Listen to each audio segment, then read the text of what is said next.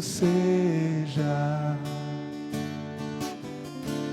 Senhor, teu nome, entronizado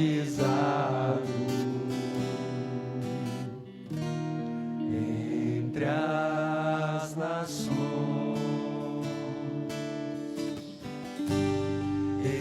exaltarei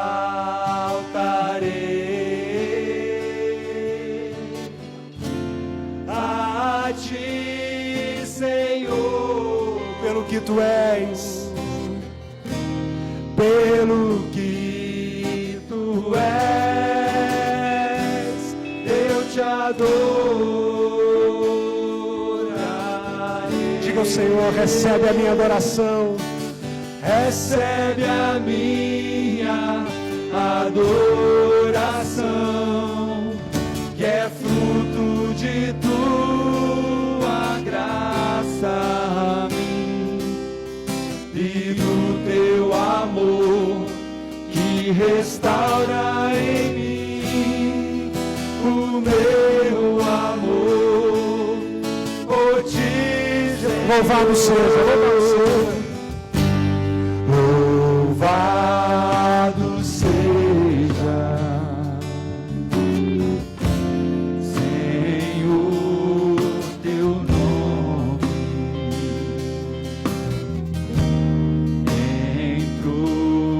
entronizado entre as nações. Diga: exaltarei. Exaltarei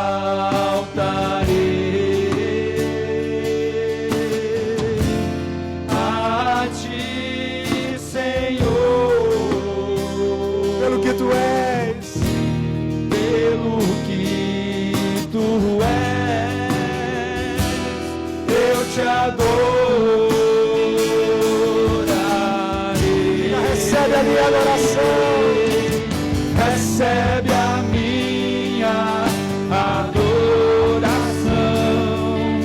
que é fruto de tua graça a mim e do teu amor que restaura em mim o meu amor. Por ti, vamos de jejum, nos engrandecerei.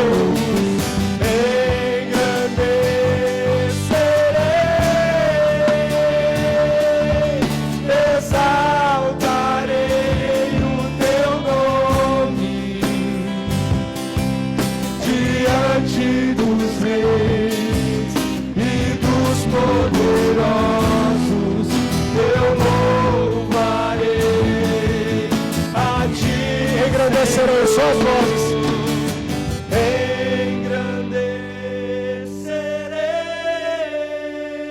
Engrandecerei e exaltarei o teu nome diante dos reis e dos poderosos.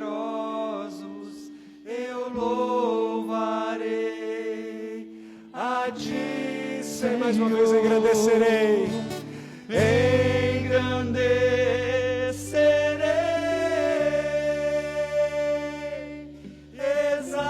exaltarei o teu nome diante dos reis e dos poderosos. Eu louvarei a ti, Senhor. Aleluia. Nós te louvamos, Senhor. A ti toda a honra, toda a glória, todo o louvor.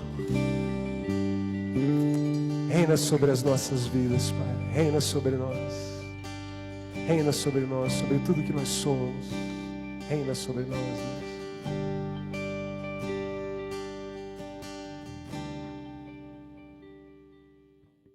Ler em Mateus, no capítulo 27, nós vamos ler do verso 51 ao verso 53. 4. Mateus, capítulo 27. Eu li esse texto com vocês este ano, no início do ano, eu creio. E falei sobre ele. Não é o que eu desejo dizer hoje, mas só lembrando àqueles que, porventura, tenham esquecido. Aqui está dito no verso 51, é a narrativa sobre a crucificação e morte de Jesus, e eu lerei um fragmento disso, que é quando Jesus está nos estertores, na passagem. E o verso 50 diz que ele clamou em grande voz e entregou o Espírito. O clamor altíssimo. Há designações aqui nos dois evangelhos, nos quatro, todos os quatro mencionam esse momento, que indicam que se trata de um brado de angústia cheia de comando, todavia. Ele deu esse brado e entregou o Espírito. E eis que o véu do santuário, lá em Jerusalém, a alguns 2,5 quilômetros de distância, talvez 3 no máximo. 2, lá em Jerusalém, no santuário, erguido por Herodes o Grande, na parte mais íntima, chamada de Santo dos Santos, quando Jesus bradou em grande voz e entregou o Espírito, o véu do santuário se rasgou em 2 partes, de alto a baixo. E era um véu espessíssimo, grossíssimo, não rasgável por mãos humanas. E se rasgou do alto a baixo. Foi um striptease que Deus impôs sobre a religião.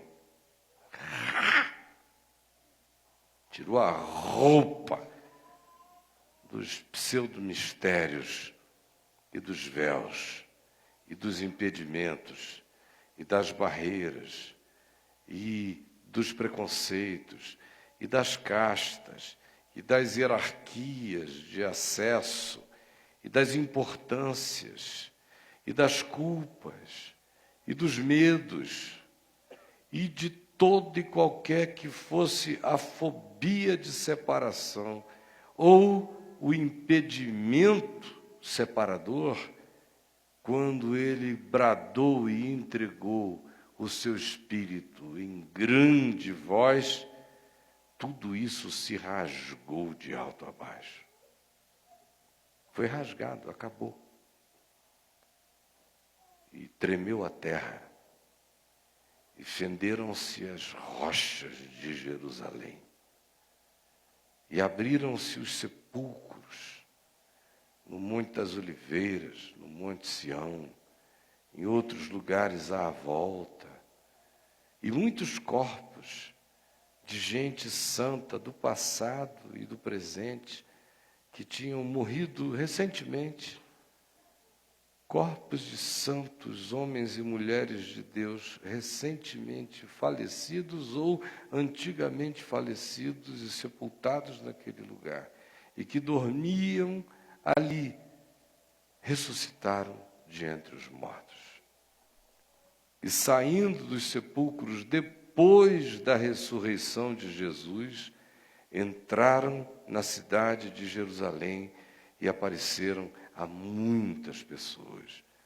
E quando Jesus gritou em alta voz e entregou o seu Espírito, e a terra tremeu, e fenderam-se as rochas, o centurião romano, que tomava conta do espetáculo, e os que com ele guardavam a Jesus, vendo o terremoto e tudo que se passava as contorções e as agonias da natureza imediata, ficaram possuídos de muito medo e disseram: verdadeiramente, este era o Filho de Deus. Podem assentar-se. E agora abram na epístola escrita aos Hebreus, no capítulo 9, e mantenham o eco vívido desta narrativa na mente e no coração. Guardem e leiam comigo. O que eu lerei agora mostra o que estava acontecendo do lado de dentro do santuário, do templo. A narrativa de Mateus 27 mostra o que aconteceu do lado de fora. Era cenografia externa, pública, totalmente visível para quem ali estivesse. Ele dá o brado, o véu do santuário é rasgado lá dentro do santuário em Jerusalém, de alto a baixo em duas partes. Ninguém do lado de fora ficou sabendo, essa foi uma notícia que veio no dia seguinte, 2 dias depois. Não foi instantâneo. Não havia ninguém lá para ver o véu rasgando-se. Aquele era um lugar solitário, só uma vez no ano é que o sumo sacerdote entrava no lugar do Santo dos Santos. De modo que não era algo óbvio o que estava acontecendo, era preciso que pessoas afeitas à intimidade do lugar percebessem alguma coisa. Deve ter sido percebido, porque, embora entrar no Santo dos Santos, o sacerdote só o fizesse do dia do Yom Kippur uma vez ao ano, mas o avistamento do tabernáculo que ficava dentro do templo, de modo que o átrio externo, o lugar santo e depois o Santo dos Santos seguiam uma sequência. De maneira que de um lugar se avistava o outro, só não o interior deste lugar fechado dentro do grande templo. Mas o véu que separava um estágio do outro ficou perceptivelmente rasgado e simbolicamente devassado, expondo o lugar até então fechado. Jesus morreu e os véus da religião, do rito, do sacerdócio, das preces como profissão, dos cultos, dos compromissos exteriorizados, das devoções a serem praticadas nas formas perceptíveis exteriormente, tudo isso é tirado,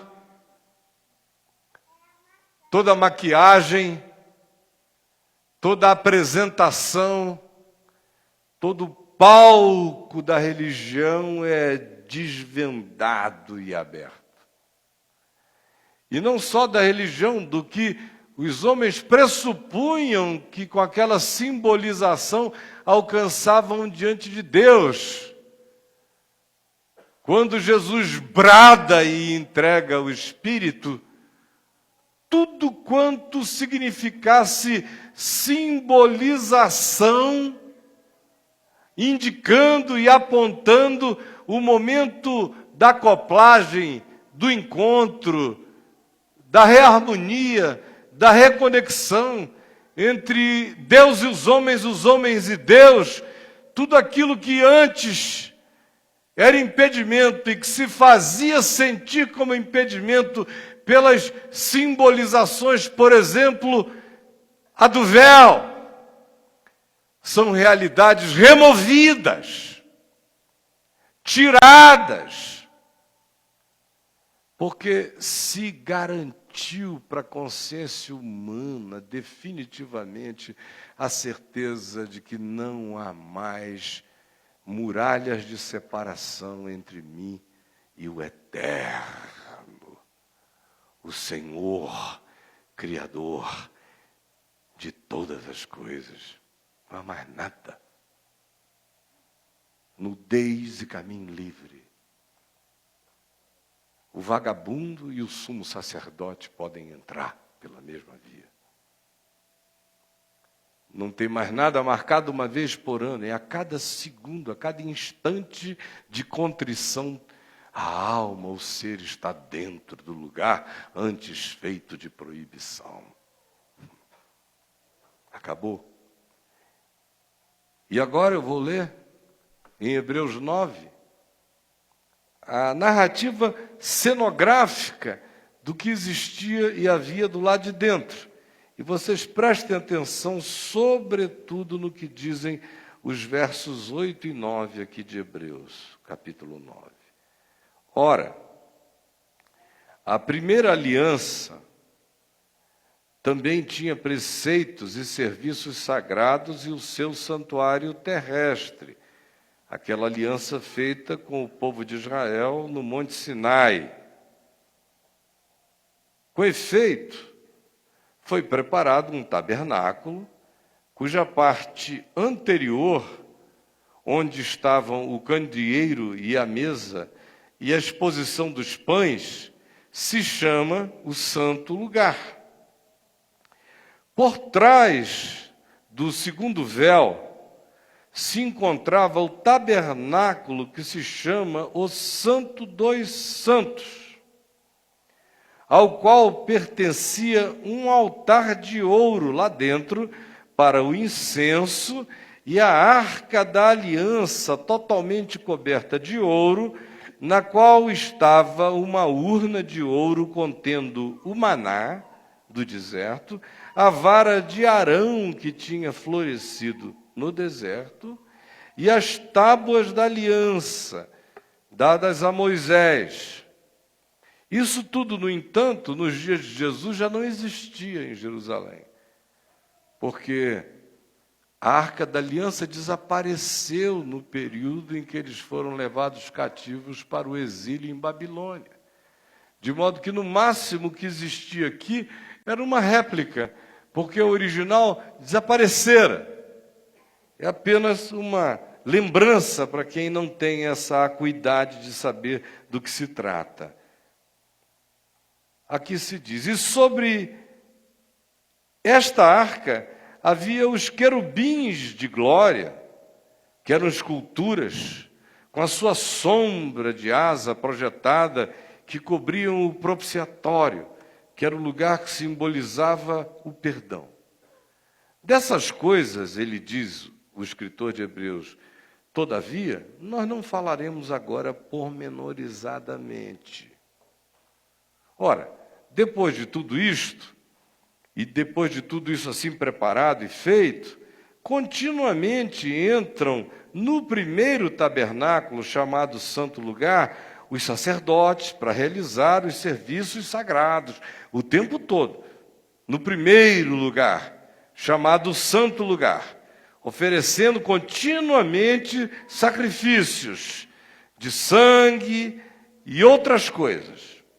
Mas, no segundo santuário interno, só poderia entrar ali, no lugar chamado Santo dos Santos, o sumo sacerdote sozinho, uma vez por ano, levando sangue na mão, para que oferecesse, primeiro por si mesmo, e depois pelos pecados de ignorância, de estupidez, de alienação do povo. Querendo com isto dar a entender o Espírito Santo que ainda o caminho do santo lugar, que é aquele lugar aonde o movimento de entrada e saída humana é enorme, os sacerdotes entravam e saíam, ofereciam. O que se está dizendo aqui é, aquilo ali é uma parábola. Aquele lugar, chamado Santo Lugar, não se manifestou não se manifesta, nem se manifestará, enquanto o tabernáculo continua erguido.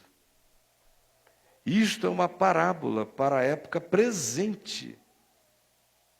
E segundo esta parábola, se oferecem dons como sacrifícios, embora estes, no tocante à consciência, não sejam eficazes para aperfeiçoar aquele que presta o culto, porque não passam de ordenanças da carne, leis cerimoniais, ritos, mecanicismos, baseados somente naquilo que o homem traz, naquilo que o homem oferece, naquilo que o homem propõe, coisas essas que em Cristo na cruz foram completamente abolidas.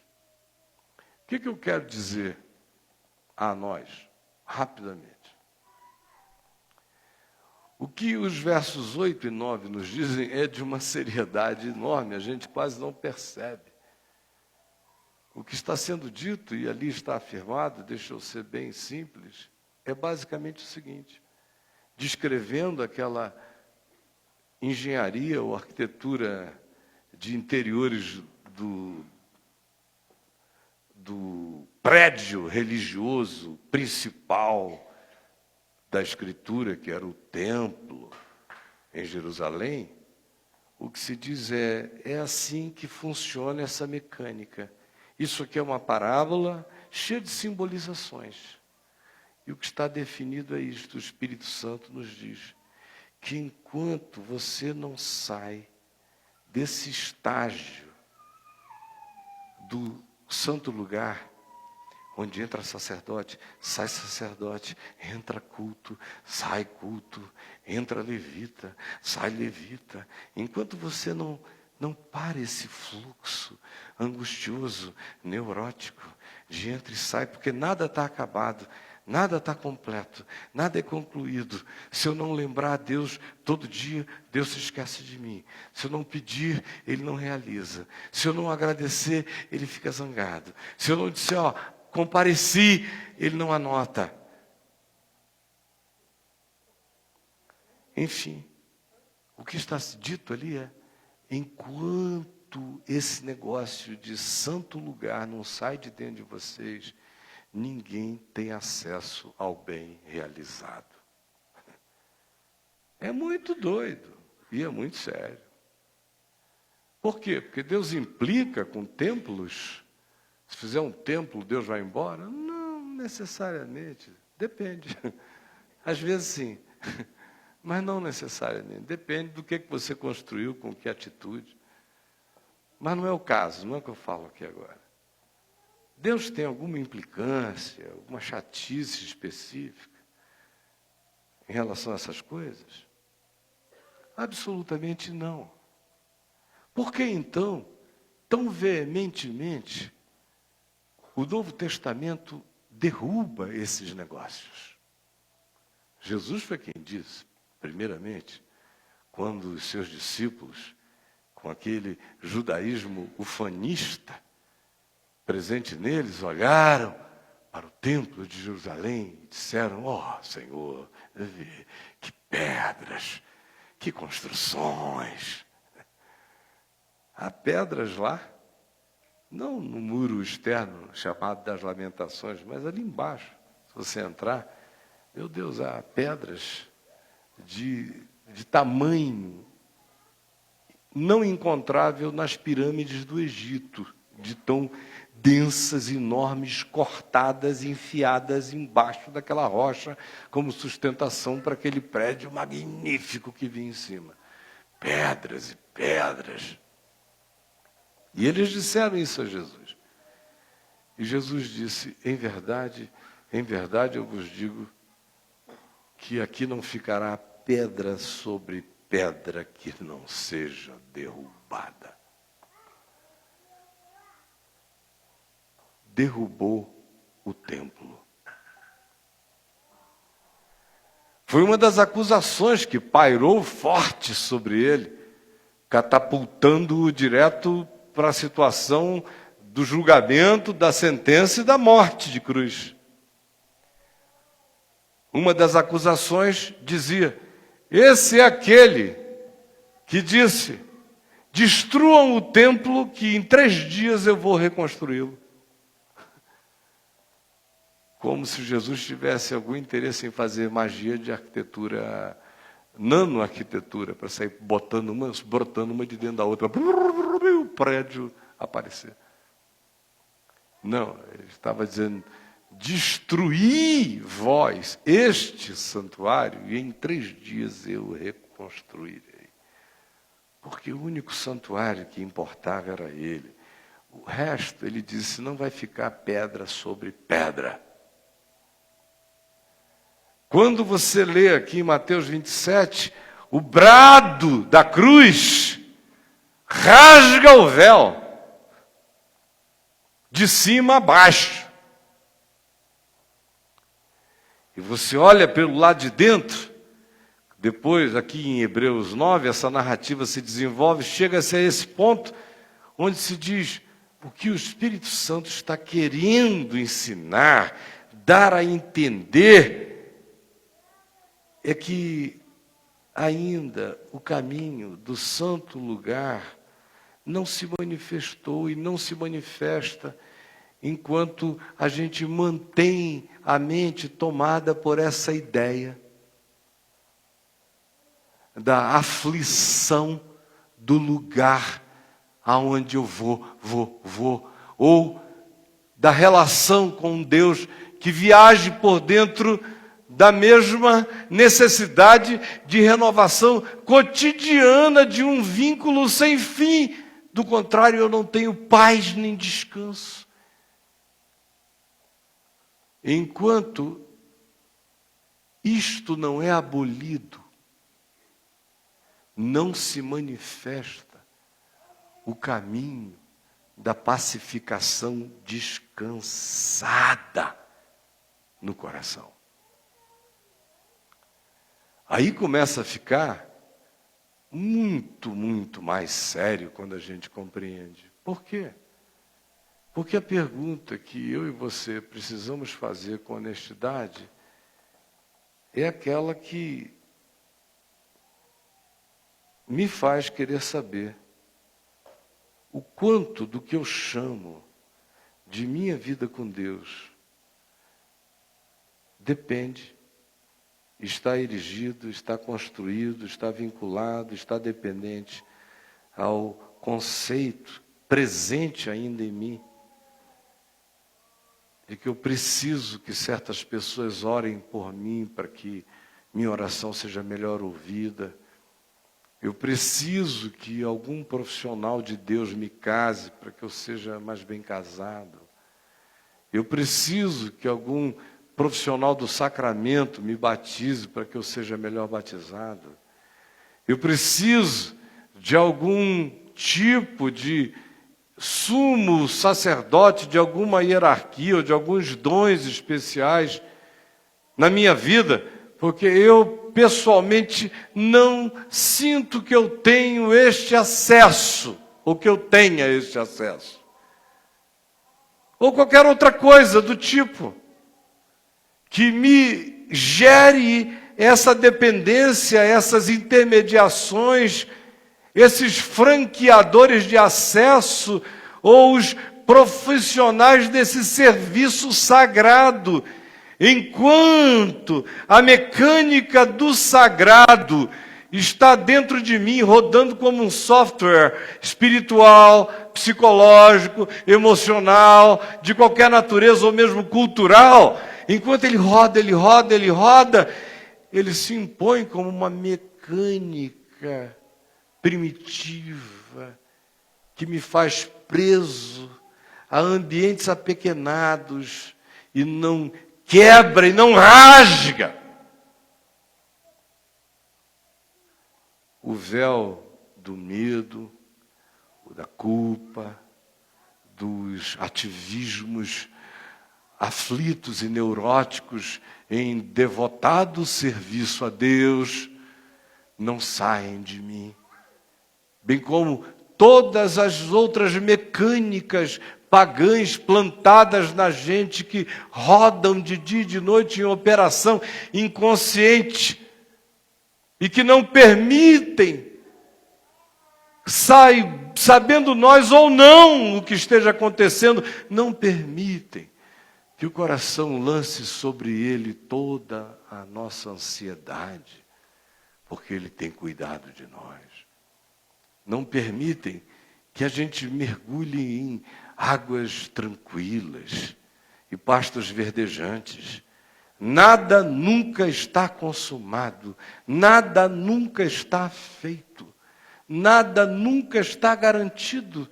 É o tempo todo uma angústia, é um fluxo que não para, é o caminho do santo lugar, na agitação angustiosa de um espírito que não entendeu que ele gritou de uma vez para sempre que o brado foi dado.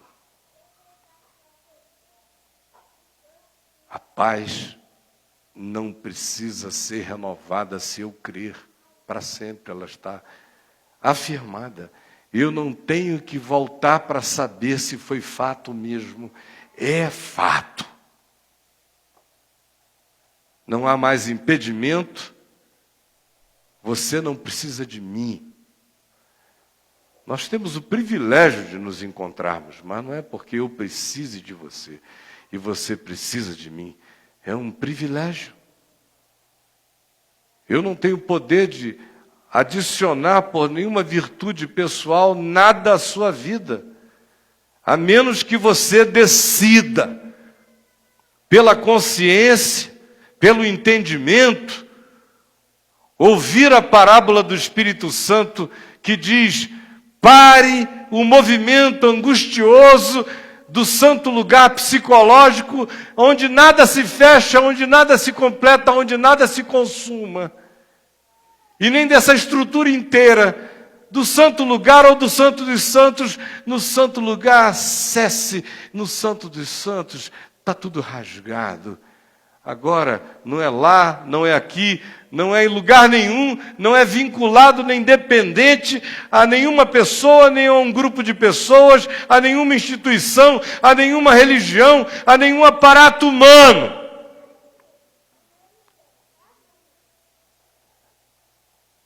Acabou o mundo.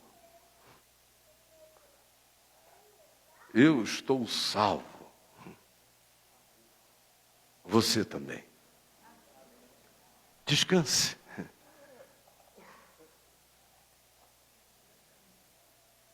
Descanse. Porque é isso que o Espírito Santo está nos dizendo. Pode ser que você viva longe, e vive com certeza de qualquer que seja a representação arquitetônica de um templo com essas configurações, mas não precisa. Você não precisa ter nenhum templo material na sua vida para você ter a configuração dessa repetitividade aflita, onde eu faço parte do átrio. Eu tenho que ter os caras que me ajudam num santo lugar, os que entram, pregam, saem, oram por mim, fazem um movimento, e uma vez por ano eu preciso também fazer uma fezinha de que os pecados da minha ignorância sejam também perdoados. Já tem uns 3 anos que eu não vou a nenhum retiro para fazer 3 dias de concentração de confissão de pecado, para voltar mais leve para casa. Então, se você é do tipo que pensa assim, sim. O escritor de Hebreus diz: eu sinto informar, não vai ter paz para ti. Você não vai entrar nesse descanso enquanto a angústia dessa dinâmica de mecânica ansiosa, que é promovida pela necessidade de repetição, porque a religião jamais estabelece a não repetição. Ela vive de repetição. É só a vida com Deus que faz cessar as repetições. mergulha você num estado que é. Se alguma coisa se repetir, não foi rito, foi recorrência natural, mas não foi nenhuma obrigação mecânica da sua mente obcecada, que ao contrário, descansa e entra na paz. Os judeus estão lá agora, semana retrasada, invadiram, teve aquela confusão lá na mesquita de Al-Aqsa, na esplanada do templo. Aí toda hora que acontece uma coisa dessa, já surgem aqueles grupos judeus fanáticos de extrema direita, apresentando a maquete do terceiro templo para construírem lá. Outros já estão... Essa semana tinha um anúncio de que mulheres estão cosendo o véu do santuário para botar lá. Na idade da pedra da espiritualidade. E daqui tem um monte de crente dizendo, tomara, vai, faz o templo, derruba a mesquita de Omar e a de Al-Aqsa, aleluia. Panacas, babacas, não sabem o que estão dizendo. É melhor dizer, venha o Armagedon, venha a desgraça sobre a terra. Quem quer que fique com essa vontadezinha de ver isso acontecer lá, número 1, não entendeu que tanto faz, só faz mal, bem não fará. Em segundo lugar, não entendeu o significado político de um acontecimento desse, a destruição que produzirá. E quem torce ainda por isso, eu tenho a lhe dizer, não fez a viagem, não passou pelo Calvário. Não viu o véu do santuário se rasgar. Não entendeu até hoje que enquanto esse lugar do santo lugar estiver levantado, ninguém é espiritualmente introduzido no que já está feito e consumado, de paz, segurança e solução absoluta para o meu ser e para o seu também, no Senhor Jesus. Vamos ficar em pé. E vamos levar a singeleza desse caminho. Quando a gente entende isso, todos esses mecanismos interiores que a gente tem, psicologicamente, esse santuário está aqui dentro da gente. A gente acha que está num nível, que passou para o outro, que entrou no outro, que hoje está mais profundo, que agora é médio, ou então que está fora, está marginalizado, está desviado, está dentro demais. Meu Deus, a maioria vive nesses estados. É tanta aflição. O véu nunca se rasga para você. E quem rasgou, rasgou de alto a baixo. Não o recosture todo dia, de baixo para cima, nessa tarefa desgraçada de recoser o que Deus em Cristo rasgou. Jesus mostra para cada um aqui quais são as áreas, e muitas são elas, na nossa existência onde estamos recosturando, recosendo, refazendo o véu rasgado, aquilo que o Evangelho tirou, que a cruz levou, que tu aboliste, mas que a religião não existe sem essas constituições. E por isso nós nos deixamos enganar na nossa ignorância.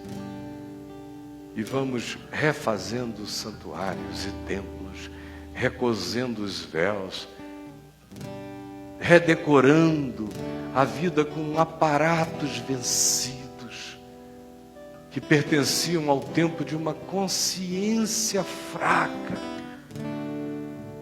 Por favor, ajuda cada um aqui a ter a sua mente, o seu espírito emancipado no temor do Senhor e na consciência do que foi feito definitivamente na cruz, para que nenhum viva com cinismo, mas com aquela lucidez quebrantada de gente que anda pacificada em Deus, sem nervosismos, sem profissionais contratados, sem o risco de que o lobo vestido de ovelha se ofereça para ser cardeal da nossa alma. Ó Deus, como é maravilhoso quando a gente entra e sai e acha pastagem, quando a nossa intimidade é com o Pai e com o seu Filho Jesus Cristo, quando não há nenhuma intermediação, porque a gente vive diante de Ti mesmo, mergulhados na convicção de que não há mais nenhuma barreira, nenhum véu, nenhuma lâmina de separação. E não é uma promessa para mim ou para alguns, é verdade e realidade para todos os que crendo entram sem medo diante de Ti. Realiza essa intrepidez no coração de cada pessoa, essa convicção pacificadora. É o que eu te imploro, em nome de Jesus. Amém. Amém.